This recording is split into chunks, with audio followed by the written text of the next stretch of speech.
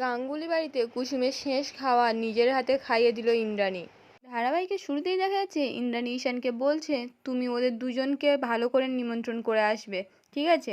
ঈশান তো তখন খুব খুশি হয়ে বলছে ঠিক আছে মা। রাজ তখন ইন্দ্রাণীকে বলছে থ্যাংক ইউ ইন্দ্রাণী, আমি জানি তুমি এটা আমার জন্য করলে। ইন্দ্রাণী তো কোনো কথা না বলে ওখান থেকে চলে যায়। ঈশান তো তখন রাজকে বলছে বাবা আমার বিশ্বাসই হচ্ছে না ভাইদার জাদুকর এখানে ফিরে আসবে। রাজ তখন বলছে আমি নিজে যাব আমার বড় ছেলে আর বৌমাকে ফিরিয়ে আনতে, তোমরা খুব বড় করে অনুষ্ঠানের আয়োজন করো। এই বলে তো ওখান থেকে চলে যায়। ঈশান তো তখন পূজাদিকে বলে ভাইদা জাদুকরের ঘরটা আগের মতো করে সাজিয়ে দেবে ভালো করে। পূজাদি তখন বলছে ঠিক আছে, এই বলে দোকান থেকে চলে যায়। তখনই ঈশানের ফোনে ফোন আসে। ঈশান ফোনটা তুলেই বলছে বলুন অনামিকা। অনামিকা তখন বলছে আসলে আমি ফোন করতে বাধ্য হলাম, সে আর শরীরটা তো খারাপ, আর ডাক্তার যে ওষুধটা লিখে দিয়েছে এখানে পাচ্ছি না, একটু এনে দিতে পারবেন? আসলে বাড়ির কাজে তো আমি বাইরে এসেছি, ওর লোকেশনটা আমি পাঠিয়ে দিচ্ছি আপনাকে, আপনি দিয়ে যাবেন। ঈশান তখন বলছে আচ্ছা ঠিক আছে, যেখান থেকে বাস ধরবে ওর লোকেশনটা পাঠান, আমি এক্ষুনি আসছি, একটু ওয়েট করুন। এই বলে তো ফোনটা কেটে দেয়। তখনই তো অনুশ্রী এসে ঈশানকে বলছে দেখো আমি কত শপিং করেছি ভাইদাদের জন্য। ঈশান তখন বলছে আচ্ছা ঠিক আছে, বাবা তো আনতে যাবে, তুমি ও তখন পাঠিয়ে দিও এগুলো, আমি দেখে আসি ভাইদার ঘরটা ঠিকভাবে সাজানো হলো কিনা। এই বলে দোকান থেকে চলে যায়। এদিকে তখন আয়ুষের তো প্রচণ্ড কাশি হচ্ছে, শরীরটা খুব খারাপ। কুসুম তো বারবার করে বলছে ওষুধটা খাওয়ার জন্য, আয়ুষ তো কিছুতেই খাবে না। তখনই রাজ এসে বলছে আমি জানি শরীর খারাপ, ওষুধ তো আমি নিয়ে এসেছি, এমন একটা খবর নিয়ে এসেছি এক মুহূর্তের মধ্যে তোমার মন ভালো হয়ে যাবে। আয়ুষ তখন বলছে কী খবর বাবা? আর কুসুমও তো রাজকে বলছে আমাদের জন্য এত উপহার এনেছেন কেন? রাজ তখন বলছে ভালো খবরটা হলো কাল ইন্দ্রাণী ও বাড়িতে তোমাদের নেমন্ত্রণ করেছে আর এই উপহারগুলো পাঠিয়েছে। না না, অতিথি হিসেবে নয়, বাড়ির দুজন সদস্য হিসেবে তোমাদের নেমন্তন্ন করেছে। অনেক বড় উৎসব হবে, হইচই হবে, আনন্দ হবে। এই বলে তো কুসুমকে বলছে সেদিন যাওনি না, ভালো হয়েছে বোধ হয়, জানো তো মাঝে মাঝে দূরত্বে থাকলে সম্পর্কটা ভালো হয়, আর সেই জন্যই বোধ হয় পুরনো রাগ অভিমান ভুলে ইন্দ্রাণী আবার তোমাদের কাছে আসতে চাইছে। তা বড় বৌমা কালকে যাবে তো? কুসুম তখন বলছে আসবো বড় সাহেব। রাজ তখন বলছে ওখানে গেলে বুঝতে পারবে। ইন্দ্রাণী আবার ভাঙা সম্পর্কটাকে জোড়া লাগাতে চাইছে। আয়ুষ তো তখন খুব খুশি হয়ে রাজকে জড়িয়ে ধরে বলছে বাবা এটা যদি হয় না আমার থেকে খুশি আর কেউ হবে না, আমার সব স্বপ্ন পূরণ হয়ে যাবে। রাজ তখন বলছে তাহলে কাল দেখা হচ্ছে তোমাদের সঙ্গে। এই বলে তো ওখান থেকে চলে যায়।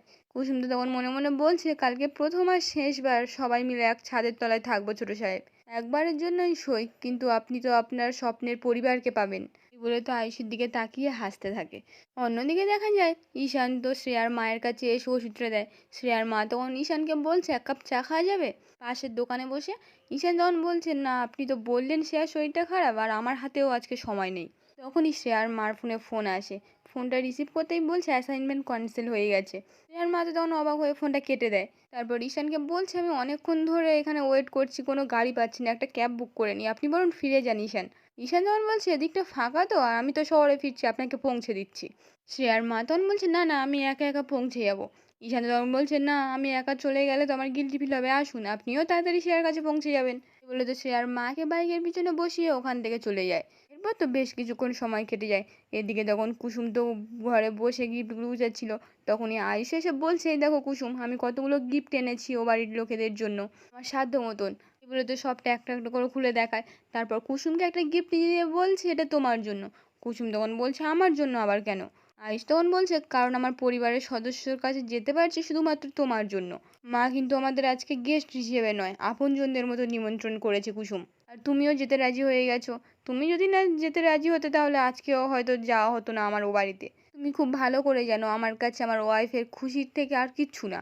আমি ও বাড়িতে একা কোনো দিনই যেতাম না কুসুম, তোমাকে সাথে নিয়েই যেতাম। এখন তো সেটা আর হচ্ছে না, আমরা দুজনে এবার খুশি খুশি হয়ে ও বাড়িতে যাব আর মায়ের একসঙ্গে আশীর্বাদ নেব দুজনে। তুমি খুশি তো কুসুম? কুসুম তখন বলছে আমি আপনার জন্য খুব খুশি। আয়ুষ তখন বলছে তোমার এই মুখের হাসিটা দেখতে পেলেই আমি খুব খুশি কুসুম। আমি জীবনে তোমাকে এমন কাজ করতে বলবো না যেটা তুমি করতে চাও না। কুসুম তখন বলছে কিন্তু আমি আপনার খুশির জন্য সব কিছু করতে পারি ছোট সাহেব। আপনার স্বপ্ন ছিল গাঙ্গুলি বাড়িতে আবার ফিরে যাওয়া, আর সেই স্বপ্ন আজকে আবার পূরণ হবে।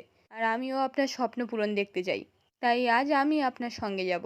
আয়ুষ তখন বলছে আমার কি মনে হচ্ছে বলো তো, ফাইনালি আজ সবটা ঠিক হয়ে যাবে, সারা পৃথিবীর সমস্ত আনন্দ আজ আমার হাতের মুঠোয় থাকবে। Thank you so much. এই বলে তো কুসুমকে জড়িয়ে ধরে। এদিকে যখন রাজ তো অপেক্ষা করছিল কখন আয়ুষ আর কুসুম আসবে, তারপর সকলকে ডেকে বলছে তাড়াতাড়ি এসো এক্ষুনি দৌড়া চলে আসবে। ঈশান তো এসেই বলছে ওই তো ভাইদারা চলে এসছে। রাজ তখন বলছে এই তো আমার বড় ছেলে আর বড় বৌমা নিজের জায়গায় ফিরে এসেছে। এই বলে তো ইন্দ্রাণীকে বলছে এই তো ইন্দ্রাণী তুমি বরণ করে ঘরে তুলবে তো? তখনই অনুশ্রী এসে বলছে, এই তো মনি, বরণের ডালা সাজিয়ে নিয়ে চলে এসেছি। সিদ্ধার্থ তখন রাজকে বলছে, দাদা এই দিনটার জন্য আমরা অপেক্ষা করছিলাম, ফাইনালি যখন এই দিনটা চলে আসলো আমি বিশ্বাসই করতে পারছি না।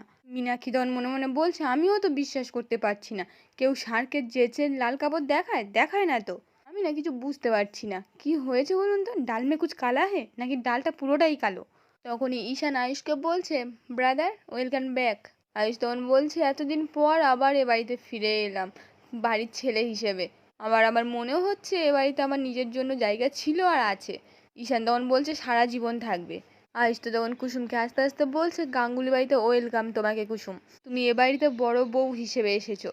কুসুম তখন কাঁদতে কাঁদতে মনে মনে বলছে, আপনাকে কি করে বলবো আমি এ বাড়িতে প্রথমবার বড় বউ হয়ে আসার সুযোগ পেয়েছি, চিরকালের মতো চলে যাওয়ার জন্য। তখনই তো রাজ ইন্দ্রাণীকে বরণ করতে বলে। ইন্দ্রাণী তখন বলছে, অনুশ্রী করবে, আমার পর তো ও তো সব করবে তাই। অনুশ্রী তখন ইন্দ্রাণীকে বলছে, কিন্তু মনি তুমি বরণ করলে ভাইদের আর কুসুম খুব বেশি খুশি হতো। ইন্দ্রাণী তখন বলছে, তুমি করলেও সমান খুশি হবে। অনুশ্রী তখন আয়ুষ আর কুসুমকে বরণ করে। তারপর তো ঈশান আয়ুষকে ধরে নিয়ে এসে বসিয়ে দেয়। কুসুম তখন ভেতরে এসে ইন্দ্রাণীর সামনে দাঁড়িয়ে থাকে। রাজ তখন কুসুমকে বলছে, কি হলো, তুমি বসো। কুসুম তো তখন আয়ুষের পাশে গিয়ে বসে পড়ে। ইন্দ্রাণী তখন আয়ুষকে বলছে, তুমি এখানে বড় হয়েছো, তোমার তো এখানে গুটিসুটি মেরে বসে থাকার কোনো কারণ নেই। এই বলে তো কুসুমকে বলছে, এই বাড়ির প্রতি তোমার অনেকটা ঋণ আছে, তাই আয়ুষকে যে কথাগুলো বললাম তোমার ক্ষেত্রেও কিছু কিছু প্রযোজ্য। কুসুম তখন বলছে, দেবীমা আপনার যদি অনুমতি থাকে তাহলে আমি একবার রান্নাঘরে যেতে পারি। ইন্দ্রাণী তখন বলছে, আজ তোমার কোথাও যেতে বাধা নেই, তুমি যেতে পারো। কুসুম তো তখন রান্নাঘরের দিকে চলে যায়। মীনাক্ষী তখন মনে মনে বলছে, সূর্য পশ্চিমে উঠতে পারে, গরু আকাশে উঠতে পারে, আবার জলে আগুনও ধরতে পারে, কিন্তু ইন্দ্রাণী গাঙ্গুলির কথা নচ্চর হয় না। তাহলে যে বউকে মানবে না বলেছিল তাকে মেনে নিল, কেসটা কি? এদিকে দেখুন ঈশান্ত আয়ুষকে নিজের ঘরে নিয়ে এসে বলছে, দেখ ভাইরা, তোর আগের মতো করে ঘরটা সাজিয়ে দিয়েছি, কারণ আমি জানতাম তুই একদিন না একদিন ফিরে আসবি, ওই জন্য আমাকে তো করতে হবে, তাই করলাম। এই বলে তো দুজনে কথা বলছিল। বেশ কিছুক্ষণ পর ঈশানের ফোনে ফোন আসে। ঈশান তখন বলছে, আচ্ছা ঠিক আছে, অনেক কথা হয়েছে, আমি আসছি, আমার ফোন এসছে। এই বলে তো ওখান থেকে চলে যায়। আয়ুষ তো তখন নিজের ঘরটা ঘুরে ঘুরে দেখছিল, তারপর সোফার উপর বসে পড়ে। কুসুম তখন কফি আর ফুল নিয়ে আসে। আয়ুষ তখন বলছে, কুসুম তুমি আজকেও আমার জন্য ফুল নিয়ে এসছো? কুসুম তখন বলছে, শুধু ফুল না, কফিও নিয়ে এসেছি। আয়ুষ তখন কুসুমকে বলছে, থ্যাংক ইউ কুসুম, আমার মনে হচ্ছে আজকে আমি স্বপ্নে পাচ্ছি কুসুম, আজ মনে হচ্ছে আমার স্বপ্নের দুনিয়াটা বাস্তবের পাতায় উঠে এসেছে কুসুম। ফাইনালি আমরা আমাদের ঘরে স্বামী স্ত্রী হিসেবে চলে এসেছি, এতদিন পর আমার স্বপ্নটা পূরণ হচ্ছে কুসুম। আজকে আমার মনে হচ্ছে আমার থেকে লাকি পার্সন আর পৃথিবীতে কেউ হতে পারে না। কুসুম তো তখন কাঁদতে কাঁদতে মনে মনে বলছে, আপনার সঙ্গে কোনো সম্পর্ক রাখবো না, আপনার সামনে কোনো কিছু দাবি করব না, এই শর্তে তো আপনাকে এখানে ফিরিয়ে এনেছি। এবারে আমার যেতে যতই কষ্ট হোক, এই যে আপনি এখানে ফিরে এত খুশি হয়েছেন, এটা আমার সবচেয়ে বড় পাওনা। আয়ুষ তখন কুসুমকে বলছে, কি কুসুম তুমি কাঁদছো কেন, কোনো সমস্যা হয়েছে?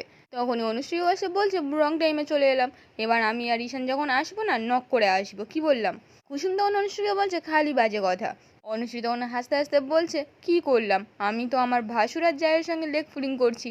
এই বলে তো বলছি, যেটা বলার জন্য এলাম, মনি নিচে তোমাদেরকে ডাকছে আর তোমাদের ফেরার আনন্দে গ্র্যান্ড অনুষ্ঠান আয়োজন করেছে, তাড়াতাড়ি এসো। এই বলে দোকান থেকে চলে যায়। আয়ুষ তখন কুসুমের হাতটা ধরে বলছেন, চলো। তখনই তো ডাক দেয়। আয়ুষ তখন কুসুমের হাতটা ছেড়ে দিয়ে চলে আসে। নিচে আসতেই রাজ বলছে, শুধু আয়ুষ কেন, আমার বড় বৌমা কোথায়? আয়ুষ তখন মনে মনে বলছে, কুসুম তো আমার সঙ্গেই আসছিল, কোথায় গেল? কুসুম তো তখন নিচে চলে আসে। আয়ুষ তখন কুসুমের হাতটা ধরে নিয়ে আসে, তারপর নিচে বসে পড়ে। কুসুম তখন কাজের মেয়েদের পাশে গিয়ে দাঁড়িয়ে পড়ে। মীনাক্ষী তো তখন আয়ুষকে বলছে, কি রে আয়ুষ, তোর বউ তো এখন নিজের স্ট্যাটাসে উঠে আসতে পারলো না, খাপ খাওয়াতে অসুবিধে হচ্ছে তাই না? সেই জন্য তো নিজের আগের জায়গায় মানে কাজের লোকেদের পাশে গিয়ে দাঁড়িয়েছে। এগুলো তো ইন্দ্রাণীকে বলছে, ও দিদি দেখো। আয়ুষ তখন মীনাক্ষীকে বলছে, ও এবারের বউ হলে ওর ওপর কোনো নিয়ম আমি চাপিয়ে দেবো না, ওর যেখানে ইচ্ছে হবে সেখানেই বসবে। তখন তো কাজের মেয়েরা কুসুমকে বারবার করে বলছে, তুমি তোমার পরিবারের পাশে গিয়ে বসো। কুসুম তখন বলছে, আমি তো আমার পরিবারের সঙ্গেই দাঁড়িয়ে আছি, এ বাড়িতে আসার পর থেকে তোমাদেরকে তো আমি নিজের দিদির জায়গা দিয়েছি, তরিত কাকাকে নিজের কাকা বলে মেনেছি, আর তোমরা যদি না নিজের পরিবারের কেউ মানতে চাও তাহলে বলে দাও, আমি সরে গিয়ে দাঁড়াবো। তখন তোরা সকলে মিলে বলছে, না তোমরা আমার কাছে বোনের মতো ছিলে আর থাকবে।